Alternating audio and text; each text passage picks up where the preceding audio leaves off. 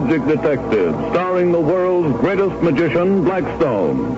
He tells you the inside story of The Ghost That Wasn't. And right after the story, Blackstone will explain tricks that you yourself can perform. Reveal the guarded secrets of the world's greatest living magician.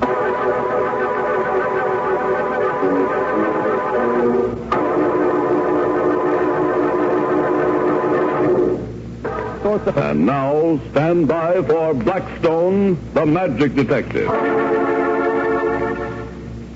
Well, Rhoda, I thought you weren't going to get here. Me? I'm never late. Then you're the only girl in the world who isn't. I'm exceptional. I am. But your boss is late. Where's he? Sorry to be held up, but even magicians get caught in traffic jams. Well, it's only a couple of minutes. A couple of minutes? You shouldn't say that. Remember, Rhoda? Oh, I certainly do. Hey, this sounds like double talk. Remember what? I guess we've never told you the story of what 2 minutes meant to Mortimer Weldon. It meant a great deal to him. His life. If it hadn't been for those 2 minutes, we might still believe in his grandfather's ghost. Okay. What's the story? Well, it all started out of the old mansion that was owned by Mortimer Weldon. It was a funny old place with turrets and cupolas and great winding stairways. Rhoda and I got there about 9 o'clock on a dark, windy evening.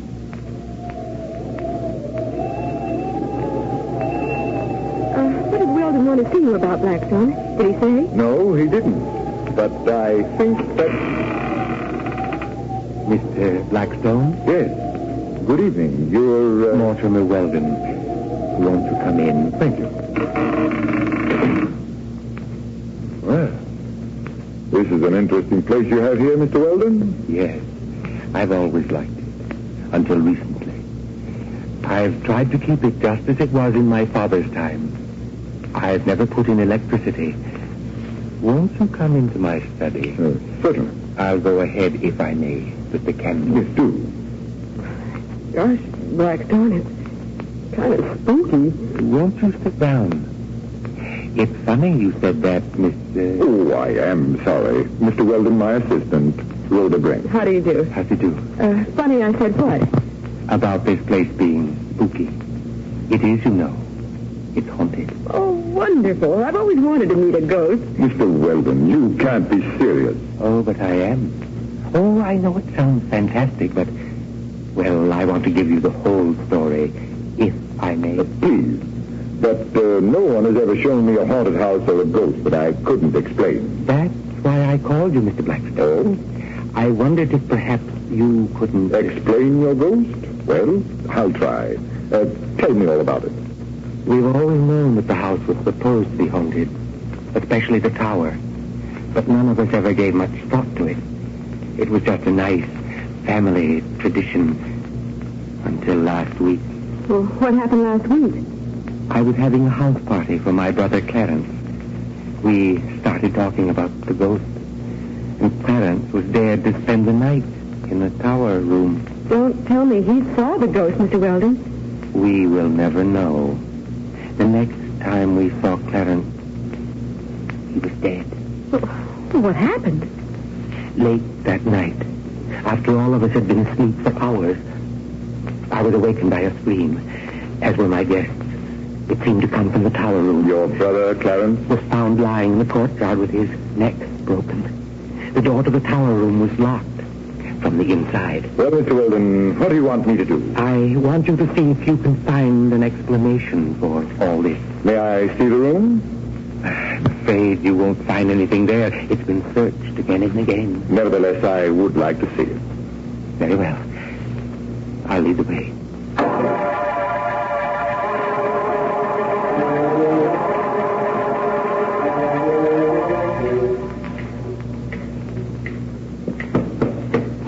Well, the walls seem to be solid enough. Well, there doesn't seem to be a secret door. Yes, that was my first thought, but I couldn't find a trace of one. Well, the next thing for us to do is measure the place.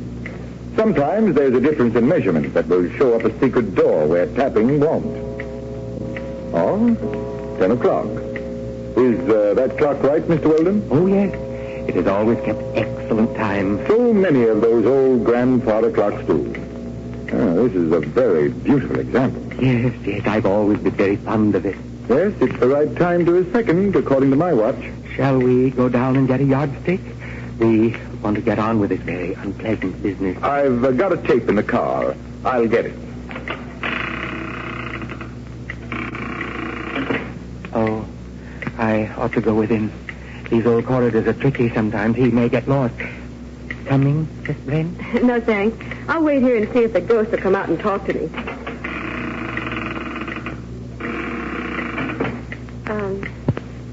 Hello, ghost?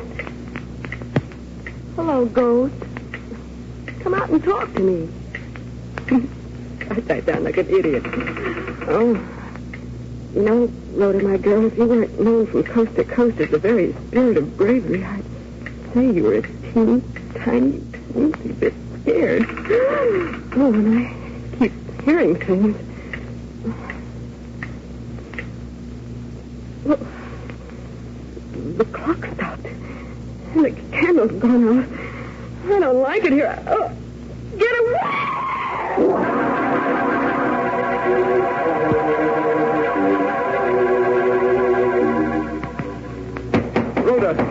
Rhoda, open the door. What's the matter, Blackstone? I heard a scream, Rhoda's voice, and now the door is locked. Why did you leave her alone? I went after you to see that you didn't get lost. Open the door. Very well.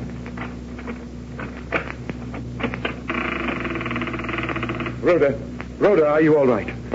Light the candle, Weldon. Rhoda. Oh, thank heaven she's alive. What happened, Rhoda?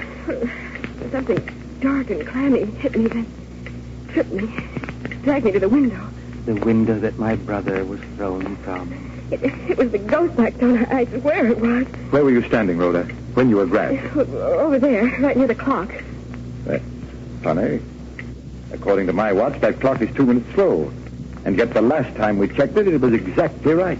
Blackstone, just before the ghost grabbed me, the clock stopped. I remember it. You're sure? Perfectly. I could swear to it. Mr. Weldon, you and I have a little trip to make to the police. Blackstone, have you lost your mind? I'm afraid not. The police will want to ask you a few questions about your brother's death.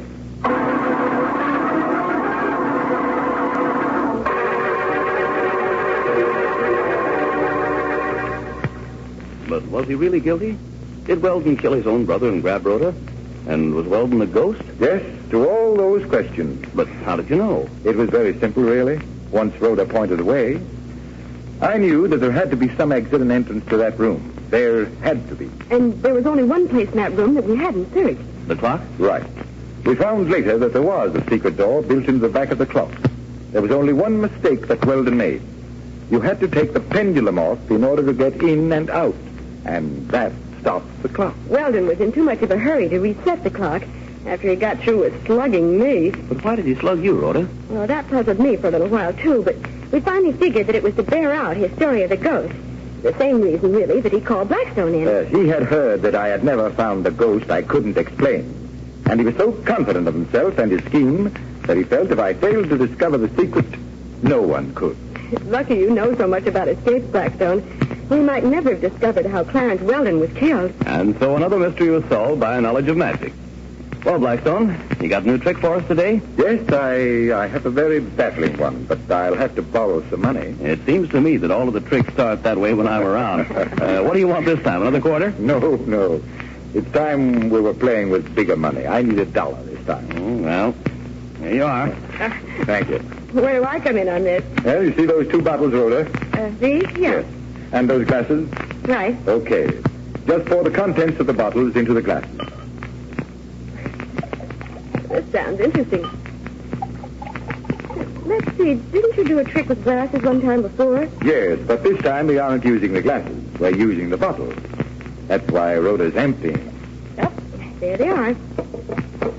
Now, take Don's dollar bill and set one end of it on top of a bottle. Hold it there. There you are. What do I do next? Just keep it there while I set the other bottle upside down on top of it. Oh, I see. You're going to trap my dollar bill right between the tops of the 2 bottles. You mean he's going to try to? It isn't easy to balance one bottle on top of another. Why, it's very easy, Rhoda. See? But he's done it. And there's my dollar bill sticking out from between the 2 bottles. Well, is the trick over? Oh, the trick is just beginning. What I want you to do is to remove the dollar bill from between the bottles without disturbing either one. You expect us to leave the bottles balanced just as they are? That's right. But that's impossible. Well, you think it over, Rhoda, and maybe you'll find a way to do it. If you don't, I'll be back in a few minutes to explain it to you.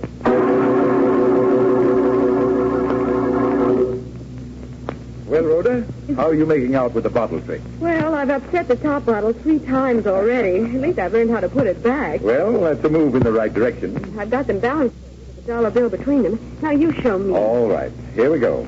But first, Rhoda, how did you try to remove the dollar bill? Why, I just grabbed the long end and tried to pull it out from between the bottles. But the top bottle always came with it. Yes, that was the trouble. No. The trouble was that you didn't use the right system. Now, watch carefully, and I'll show you. First, you take the long end of the dollar bill and draw it tightly but carefully. Without trying to pull it from between the bottles? That's right. Just hold it extended with one hand. And then what? Raise the other hand above the dollar bill and hold the hand sideways, like this. I see. Well, now what? I'm going to drive my hand straight downward when I say 3. So you'll strike the center of the dollar bill, huh? Correct. Now watch. 1, 2, and 3. Why, you snapped the bill right from between the bottles. The bottles are stamped the way Rhoda fixed them. The top bottle didn't even move. And that's how the trick is done. Just draw the dollar bill tight, put it in the middle, and out it comes. I hope, ladies and gentlemen, you enjoyed that trick. And now, until next week, this is Blackstone wishing you good magic and goodbye.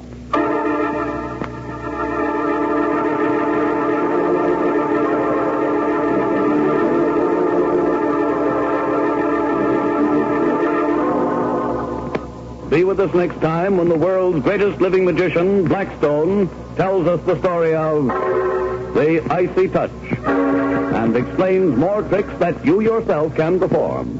Listen in again to Blackstone,